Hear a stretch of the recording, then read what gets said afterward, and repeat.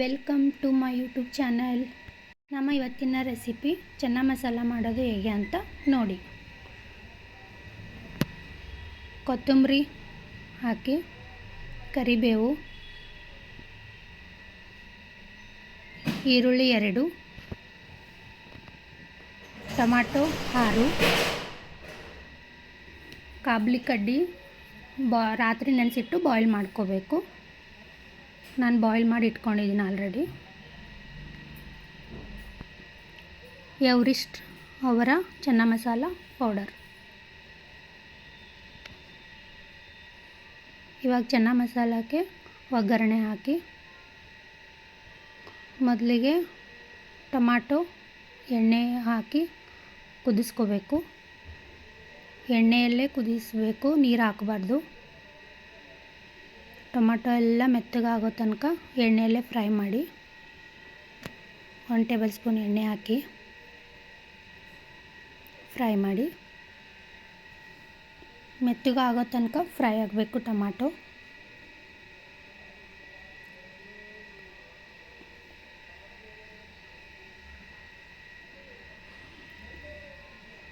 ಕುದಿಯಕ್ಕೆ ಬಿಡಿ, ಚೆನ್ನಾಗಿ ಕುದಿಬೇಕು ಅದು. ನೋಡಿ,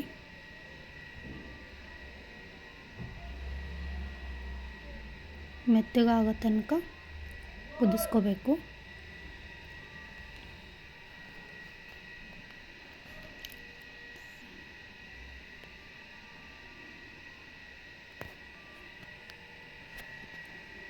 ನೋಡಿ, ಇವಾಗ ಮೆತ್ತಗಾಗ್ತಾ ಬರ್ತಾ ಇದೆ.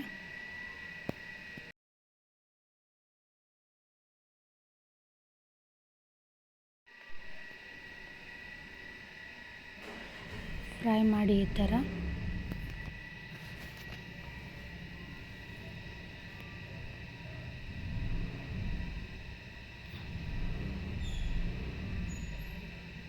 ಟೊಮೆಟೊ ಎಲ್ಲ ಈ ಥರ ಮೆತ್ತಗಾಗಬೇಕು. ನೋಡಿ, ಕಲರ್ ಚೇಂಜ್ ಆಗುತ್ತೆ ಸ್ವಲ್ಪ. ಮೇಲ್ಗಡೆ ಟೊಮೆಟೊ ಸಪ್ಪೆ ಎಲ್ಲ ಉಚ್ಚೋ ಥರ ಆಗುತ್ತಲ್ಲ, ಆವಾಗ ಕುದ್ದಿದೆ ಅಂತ ನೋಡಬೇಕು.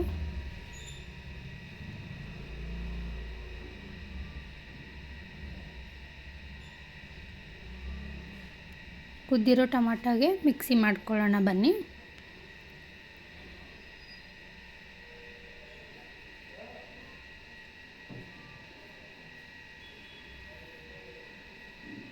ನೋಡಿ ಎಷ್ಟು ಚೆನ್ನಾಗಿ ಮೆತ್ತಗಾಗಿದೆ.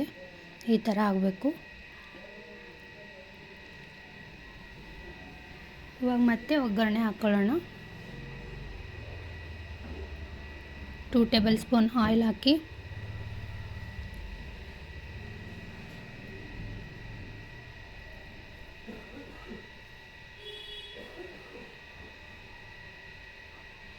ಹಾಫ್ ಟೇಬಲ್ ಸ್ಪೂನ್ ಸಾಸಿವೆ ಹಾಕಿ, 1/2 ಟೇಬಲ್ ಸ್ಪೂನ್ ಜೀರಿಗೆ ಹಾಕಿ,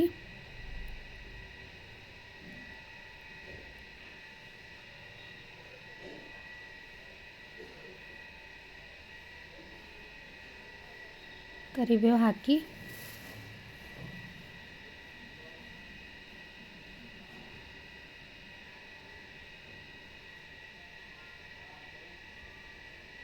ಒಂದು ಏಲಕ್ಕಿ ಹಾಕಿ,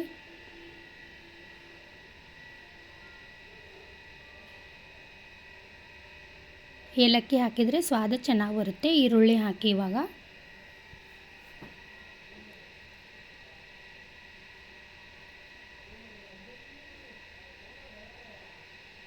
ಈರುಳ್ಳಿ ಎಲ್ಲ ಫ್ರೈ ಮಾಡಿ. ಈರುಳ್ಳಿ ಎಲ್ಲ ರೆಡ್ ಆಗೋ ತನಕ ಫ್ರೈ ಮಾಡಬೇಕು. ಇವಾಗ ಈರುಳ್ಳಿ ಫ್ರೈ ಆಗೋಷ್ಟರಲ್ಲಿಗೆ ಕುದಿಸಿರೋ ಟೊಮಾಟೊ ಇದೆಯಲ್ಲ, ಇದಕ್ಕೆ 1 ಟೇಬಲ್ ಸ್ಪೂನ್ ಚಿಲ್ಲಿ ಪೌಡರ್ ಹಾಕಿ, ಅಂದರೆ ಮೆಣಸಿನ್ಕಾಯಿ ಪುಡಿ, 1 ಟೇಬಲ್ ಸ್ಪೂನ್ ಉಪ್ಪು, 1/2 ಟೇಬಲ್ ಸ್ಪೂನ್ ಅರಿಶಿನ ಎಲ್ಲ ಹಾಕಿ ಮಿಕ್ಸಿ ಮಾಡ್ಕೊಳ್ಳಿ. ಮಿಕ್ಸರ್ ಆಗಿದೆ ನೋಡಿ. ಇವಾಗ ಗ್ರೇವಿ ಎಷ್ಟು ಚೆನ್ನಾಗಾಗಿದೆ ನೋಡಿ. ಟೊಮಾಟೊ ಗ್ರೇವಿನ ಈರುಳ್ಳಿ ರೆಡ್ ಆಗಿದೆ ಅಲ್ವಾ, ಅದರಲ್ಲಿ ಹಾಕಿ ಮಿಕ್ಸ್ ಮಾಡಿ. ನೋಡಿ, ಟೊಮಾಟೊ ಗ್ರೇವಿ ಈ ಥರ ಚೆನ್ನಾಗಿ ಕುದ್ದಿಂದಿರಬೇಕು, ಅಂದರೆ ಗ್ರೇವಿ ಚೆನ್ನಾಗಿ ಬರುತ್ತೆ, ಕಲರು ಟೇಸ್ಟು ಎಲ್ಲ. ಗ್ರೇವಿ ಕುದಿಯೋಷ್ಟರಲ್ಲಿಯೇ ಕಾಬೂಲಿ ಕಡ್ಡಿ ಕುದಿಸ್ಕೊಂಡಿದ್ವಲ್ಲ ಅದು ಹಾಕ್ಕೊಳ್ಬೇಕು. ನೋಡಿ ಎಲ್ಲ ಕಾಬೂಲಿ ಕಡ್ಡಿ ಮೇಲ್ಗಡೆ ಹಾಕಿ ಮಿಕ್ಸ್ ಮಾಡಿ. ಎಲ್ಲನೂ ಗ್ರೇವಿ ಜೊತೆಗೆ ಕಾಬೂಲಿ ಕಡ್ಡಿನ ಮಿಕ್ಸ್ ಮಾಡಿ.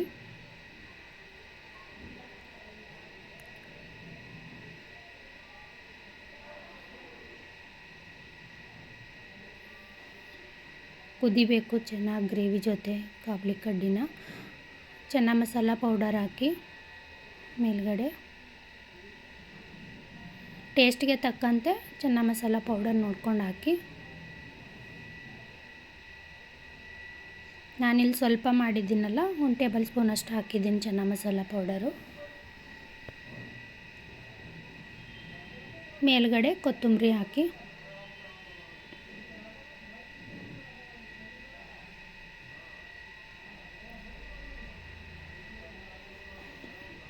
ಮಿಕ್ಸ್ ಮಾಡಿ.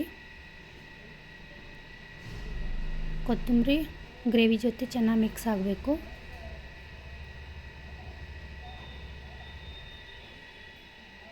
ನೋಡಿ ಎಷ್ಟು ಚೆನ್ನಾಗಾಗಿದೆ ಅಂತ.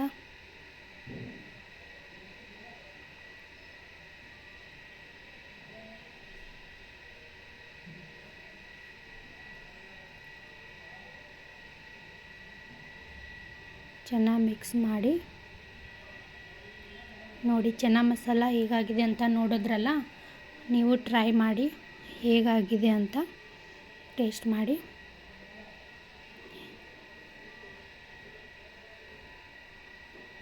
ಚಪಾತಿ ಜೊತೆಗೆ ಪೂರಿ ಜೊತೆಗೆ ಚೆನ್ನ ಮಸಾಲ ಚೆನ್ನಾಗಿರುತ್ತೆ.